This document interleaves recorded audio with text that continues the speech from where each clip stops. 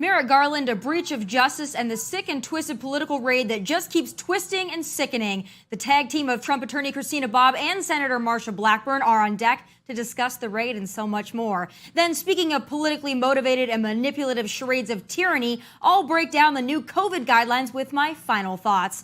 There's never a dull moment, so let's get to it. The show starts now.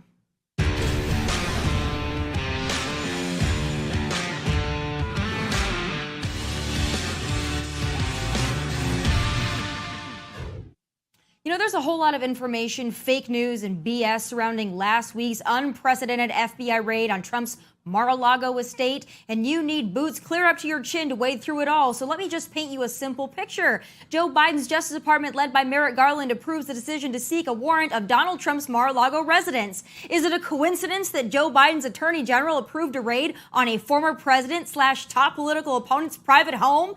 No, but it's for damn sure a glaring conflict of interest.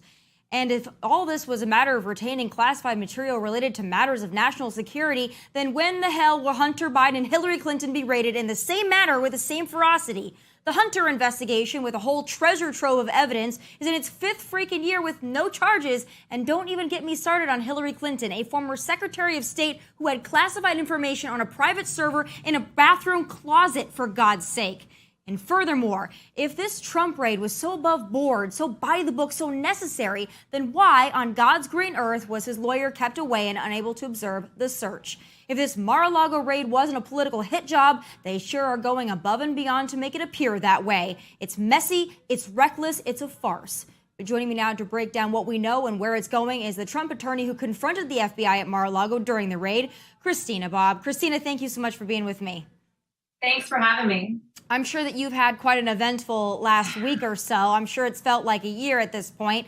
But I know everybody's asking you a lot of questions. Some you can answer, some that you can't. But for me, I think the biggest question I have is everything was so cut and dry. They knew what they were looking for. They had a clear direction. There was some kind of material that they just needed to get their hands on. Then why were you kept in the parking lot as they rummaged through the estate? That's a really good question. I actually asked them when I was on site. I said, why won't you let me watch what you're doing? That's pretty standard practice. It makes sense. And I even said, it will make you look better if I'm allowed to observe. And they just shook their heads and stood there and, kind of had a standoff with me. And for 9 or so hours, wouldn't allow me to observe what they're doing. They gave me trickles of information here and there. But the whole thing was really bizarre from my perspective. I don't know what to say other than they just did what they did without any oversight whatsoever. And from my perspective, it appears without any probable cause. So is it true that the Trump family was actually watching everything go down on security camera? And if so, what did they see and what alarms did they sound to you about what they did see? So I had said that before. I thought that that's what was happening. And as it stands now, I don't think they were able to. I'm not actually sure what they saw and what they didn't see. But there certainly was an issue surrounding the security cameras. The FBI was adamant they wanted them off. We wanted to keep them on, of course, and it will be up to the Trump organization whether, how they handle that footage, because it belongs to them. Now, there's been a lot over the weekend, of course, the DOJ, the FBI, Merrick Garland, everybody trying to cover their apples, so to speak, saying that, this was related to the Espionage Act, that possibly had information related to nuclear codes. What were they looking for? What did they find? Can you give us any insight into where this all is as of now? Yeah, I think that's a really great question, actually, and one of the most obvious questions that needs to be asked. I have it myself. The warrant, as everyone has seen it now, says they're looking for classified information. But I can tell just by the questions that reporters are asking me, it runs the gamut. Nobody really has any idea. There's not a clear sign of, well, for example, if they were to conduct this raid on Hillary Clinton's residence, we would say, well, obviously they were looking for the server. They were looking for the documents that she stored in her bathroom closet, as you mentioned earlier. People would kind of have an idea of where the story was going. Here, nobody knows. I've gotten questions across the board from the most bizarre things you can think of. And it's all because none of it makes sense, because no crime was actually committed. There's not actually any evidence to look for. And so the Department of Justice really has some explaining to do. Yeah, and again, on Truth Social over the weekend, of course, former President Trump sounded off saying that he declassified whatever information that they were looking for, that he was cooperating. If they wanted this stuff for the National Archives or what have you, he was cooperating and they could have just asked for it. Can you break that down for people that are really confused by all of this and they don't know who to believe? We hear the former president, what he's saying. We hear what the FBI, the DOJ, Merrick Garland, none of it seems to make sense. And I think the American people are kind of in a fog as to what we should believe. Yeah, President Trump is absolutely correct. Back on June 3rd, we held a meeting at Mar-A-Lago with the FBI and with the Department of Justice. I believe there were about 4 representatives there. And we told them they had access to whatever they wanted. President Trump made a statement himself. He came down for a few minutes and in front of the FBI and DOJ said to me and the other attorney that was there with me, said, make sure they have access, whatever they want. They can see whatever they want. So he made a show of it to make sure they knew that he had personally instructed us to give them access to whatever they wanted. And we did. We answered all of their questions. They said, we'd like to see the storage facility. Can we see it? So we took them there. We showed them, let them see whatever they wanted. And then they came back and said, you know, we think it would be better if there were an additional lock on the door. Can you put that lock on the door? So we did. We put the lock on the door. And then the next thing I know, 2 months later, I get a call that they're raiding the place. So it doesn't make any sense. And I have no idea why they would have gone from we're being completely cooperative. Let us know if there's anything else you'd like to see or if you need access to anything else, we're happy to show you. From that to we're raiding the place and you can't watch anything and get out of the way. In former President Trump's conversations with you since this happened and right up to date, what is his demeanor like? What does he think the intention is? Clearly, we know he's been sounding off, but, you know, between us and my audience, can you let us know, what you guys are maybe planning to do or where it goes from here to make sure that the right people are held accountable? Sure. Well, President Trump is doing what President Trump always does. And his number one motivation is to make sure that the people, the American people, have the country that we started with, that we thought that we had from the beginning, that we have all our rights and all of our freedoms are intact. And that is what he's fighting for. 100% freedom. That's what he wants. And that's why he has Save America as his mantra at the moment. So that's his focus. And this only hardens his resolve to make sure that, the great America that we all know and love remains great and stays great and gets even better. So that is the direction that he is going. That's the direction that his staff and we're all trying to follow, is to make sure that this great nation is saved and that it's better than it's ever been before. So I know the legal team is working with the Department of Justice to further this along and figure out what happened and where we go from here. We're kind of waiting to see what happens. But without a doubt, this is all about making America great again and returning our freedoms and rights to the American people. Christina, the last thing that I want to ask you before I let you go is that a lot of people, because of this and other things that have happened over the last several years, a lot relating to Donald Trump and in his political allies, people have lost a lot of trust in our institutions, the FBI, the DOJ. Of course, we condemn any of the violent threats that have made anybody and directed towards anyone. I know that Donald Trump has condemned those. Everybody has condemned those. We don't believe in that. But what do you say to the American people that are looking at the FBI, the DOJ, and saying, this isn't what we thought these institutions were designed to do, and we've lost a lot of faith in what they are doing and the way that they're weaponizing their power? I think I completely agree with that sentiment. I think most Americans are looking at this going, wait. This is not what those agencies were set up to do, and they're not supposed to be targeting us. So I'm actually really looking forward to hearing what Senator Blackburn has to say about that. I think that'd be a great question for her, because certainly it's Congress that can hold the FBI and DOJ accountable and do some investigation. So reach out to your state and local senators and your representatives that have the authority to do something about this. Your U.S. senators and congressmen and women, because they're the ones that need to step up, investigate, and hold the Department of Justice accountable. We certainly hope that we'll have that ability, especially come November when we have a little bit more power behind our voice, and we're hoping that we make some big changes. But you set up my toss to my next guest perfectly. Thank you so much for being here. Thanks for all that you've done. I know it's been an incredibly busy time for you, but we appreciate you. And, I love to see fearless women out there fighting the good fight, fighting for freedom and fighting for true justice. So thank you so much for being here. Thank you so much.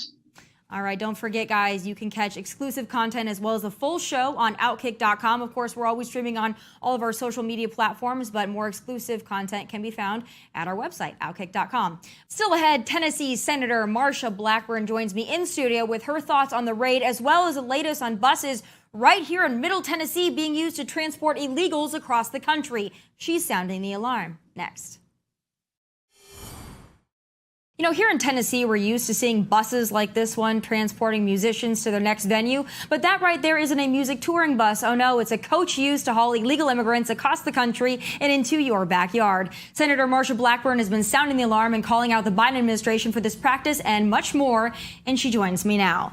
I want to start with this as the Tennessee issue. We know last summer they were flying illegal immigrants into Middle Tennessee on those secret planes in the middle of the night. And now they got buses just busing illegal immigrants. What can you tell us about this practice and how it's affecting Tennessee? Yes, what we know is we're at this point because of Joe Biden's policies.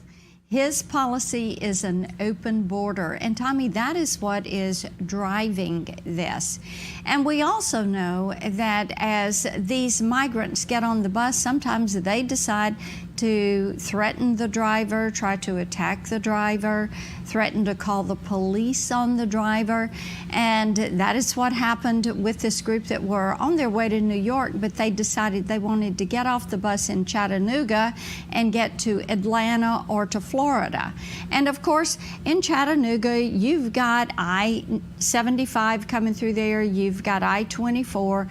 So I guess it was a convenient spot for them to get off, and they were spotted in town, public disturbance. And I think everyone's seen the video of some of the people in stores that had called local law enforcement. But these sanctuary cities that are now crying foul over this policy, these big blue city mayors, they're the ones that decided to be a sanctuary city to give benefits to those that are here illegally, to provide safe harbor, to give them voting rights, privileges of citizenship, all of those things. Let them work. They can get work permits. And now that these illegal immigrants have heard from their friends who are in these cities, hey, come, this is great. We're doing great. We've got a job. We're making money. Or maybe they're working for the cartel. Right. Because the cartels have now set up shop in a lot of these big blue sanctuary cities. They feel as if it's safer there. And what we know is that this is where we have to step up and say, absolutely not. These sanctuary cities need to change their policy, or this is what they're going to have to deal with. Well, and these buses are going, again, we know that the flights, whether it's flights, buses, what have you, right, they're illegal immigrants fanning out. They get a ticket wherever they want to go. They get to bypass a lot of the normal TSA that the rest of us have to go through. And they're basically given a free pass into our country to be in the shadows. That's not only not the American dream, but it's not fair to the legal immigrants and to the Americans who have to do things the right way to live in this country. That's right. And they have turned every town into a border town, every state into a border state because of the gangs, the drugs, the human trafficking, the sex trafficking, and it is a terrible situation. Our law enforcement has to handle these situations and these issues every single day. Senator, what is the motivation that you could tell from the Biden administration? Because it doesn't look good when you have 2 million illegal immigrants. It doesn't look good when even blue city mayors like Eric Adams and in D.C., same thing, are sounding the alarm saying that they don't necessarily want these busloads coming either. The administration has not done anything, though, to date to stem the tide. The borders are, Kamala Harris certainly hasn't done anything. So for the life of me, I can't figure out, other than trying to inundate our country with illegal immigrants, I can't figure out the motivation behind their policy. Their policy is so interesting because it is open border, allow them to come, don't ask questions, and it puts them in the queue, as you were saying, ahead of those that are here legally. Now, there are many people that think they're doing it trying to pack the voter rolls and get people here. There are others that think, well, they're going to give amnesty and it will be these citizens, they'll be loyal, a new group of individuals that will be loyal to the Democrat Party. The Democratic Party feels like it's losing ground with individuals individuals, whether it is female voters or whether it is African American voters, Hispanic voters. When you look at some of the elections recently, they feel as if they're losing ground. And I talk to so many Democrats, Tomi, and I know you probably do too, that say, you know, I voted for Joe Biden, but I didn't vote for this. Right. And they are so frustrated that their party has gone so far left that they no longer identify with that policy or the issues that they are pushing. I have a concern, though, and I've been seeing this, the writing on the wall for several months now. As we see Joe Biden slip even further into unfavorability, as we see him actually physically and mentally slipping into unfavorability, I feel like what the Democrats are going to do leading up to November and certainly leading up to 2024 is they're going to throw Joe Biden all the way under the bus. They're going to say it was all a Joe problem and it wasn't really the Democrat policies at work. It was just Joe and he did it wrong. But as you and I both know, and as most conservatives, Republicans know, this is not just the Joe Biden agenda. This is the Democrat agenda at work. And I don't think they can distance themselves from Joe and just blame it on him, but they're going to try, and I think that it's going to be successful with a lot of people. How do we combat that messaging? So many people that are looking at this and they hear the president make these comments and they know that they are intentionally leaving the border open. They have intentionally driven up the price at the grocery store and at the pump. They are making intentional decisions to grow government, to take away your freedoms. So whether it is the squad or Pelosi or Schumer or Biden, people see this as the Democratic Party agenda. And even though they try to reframe it and say, well, it was Biden's problem, it's not our agenda. When you look at the U.S. House, the Republicans are targeting 72 seats. When you look at what is happening in these gubernatorial races and what is happening with U.S. Senate races, it would be very difficult for them to say it's all Biden's fault, because Biden goes out and says what he is told to say. Right. And we know he's not the one calling the shots. Even when he's told what to say, he usually messes it up. But this Inflation Reduction Act, Build Back Better, the skinny version. Yes. You're someone that's fighting this. I see you tweeting about it. But I want to know your personal thoughts on Joe Manchin, because a lot of Republicans that were cheering for him and Kirsten Sinema saying, you know, maybe these are the blue dog Democrats out there that are going to do the right thing. I think he looks like he has egg on his face now. I don't think that his constituents are going to be happy. But as someone that's around this atmosphere, what was your personal take, and did you expect it? I have said all along that Republicans could not depend on Joe Manchin to save the Republican Party. Right. That we have to have an agenda, and after the midterms, we have to move forward with an agenda very well defined as how we're going to claw back government and stop this spending and stop building the bureaucracy. Nobody wants 87,000 IRS agents.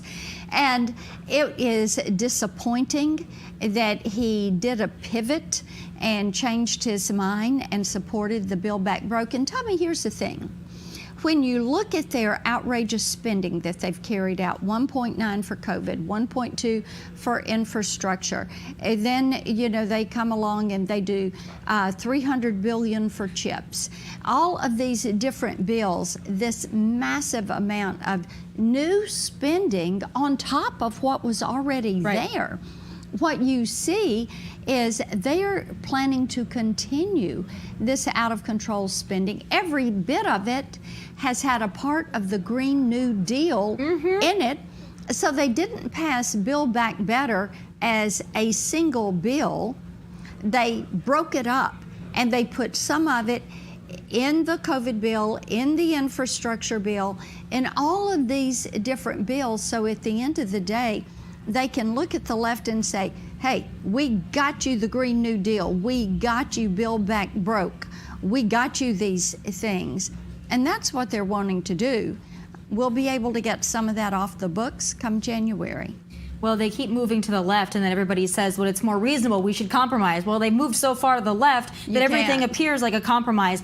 I have to ask you, though, because I know that you are someone on this, and I got to let you go, but I have to ask you about it, because you have been talking about our privacy rights for a long time. Very long Even time. when it wasn't a sexy thing to talk about, you were sounding the alarm on, and I know that you're still doing work on Facebook, Instagram, Twitter, all these social media and big tech services that are tracking the American people. Where are we with that, and what do we need to know about how much control they have over our information and our data? Well, realize when you're online, you are the product.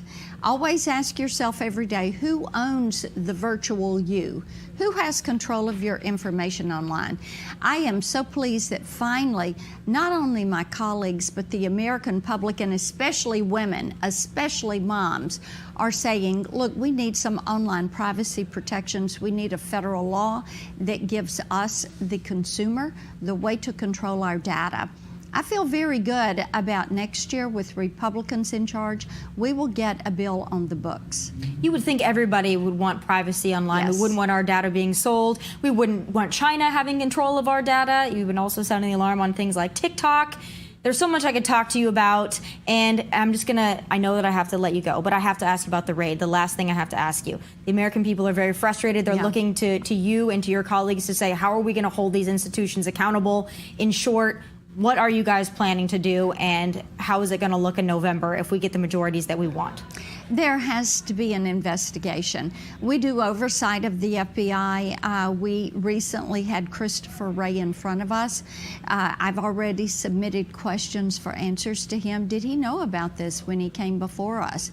How did he participate in this? When did he sign off? Did he sign off prior to sending it up to Merrick Garland for his signature? Did they inform the White House? Because so interesting that President Biden is off on vacation and is unavailable for any comment. We do know that President Trump received and responded to a subpoena in June and said, if I've got information and you need it, come see us. Right.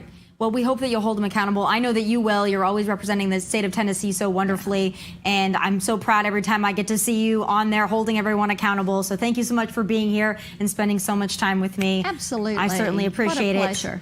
And up next, the CDC will finally start to treat COVID like the glorified cold it is, and finally admitting the stigma of the unvaccinated is pure baloney. And I've got some final thoughts. That's next.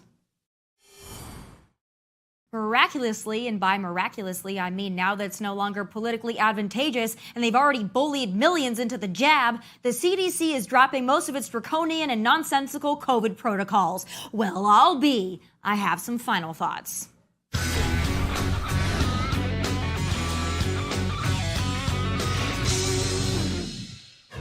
Well, breaking news that's about 2 years too late. The CDC is now treating COVID like a glorified cold. The updated guidance lifts the quarantine requirement for those exposed to COVID, eliminates social distancing nonsense, plays down the need to screen asymptomatic individuals, and does away with the tyrannical and moronic test-to-stay practice of requiring asymptomatic students to test daily and segregate into so-called cohorts.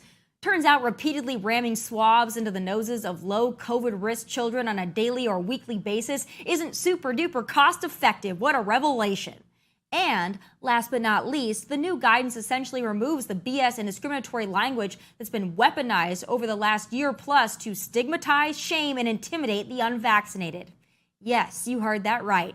Many months after knowing full freaking well the COVID vaccine in doses 1 through however many they're now recommending doesn't prevent infection or spread, the CDC is now admitting the vaccine is next to useless for many people. Well, I'll be damned.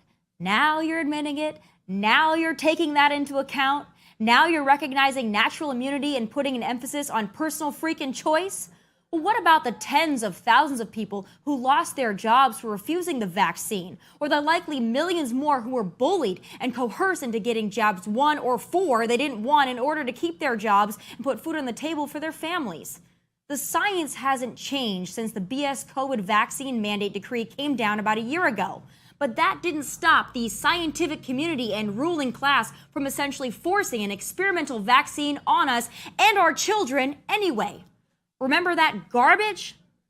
Not only do the American people deserve an epic apology from the CDC, from Biden, from Biden's puppeteers, and from little Tony Fauci, those who lost their jobs over it should be immediately rehired and back paid for however long they had to go without employment thanks to the vaccine mandates, the CDC bogus guidance, and the Biden administration's tyrannical overreach.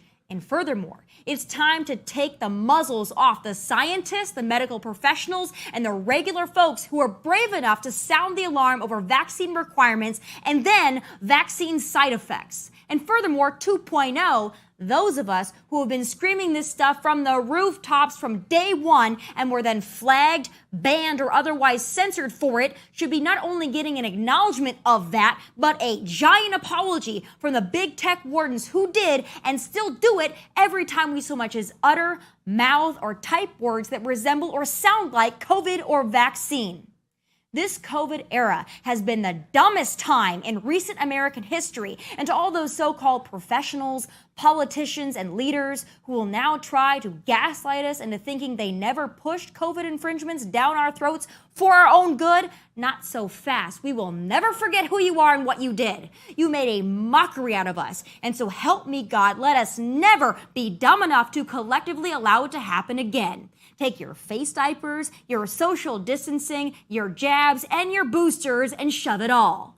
Those are my final thoughts. And don't forget you can catch the full show and exclusive content on Outkick.com. From Nashville, God bless and take care.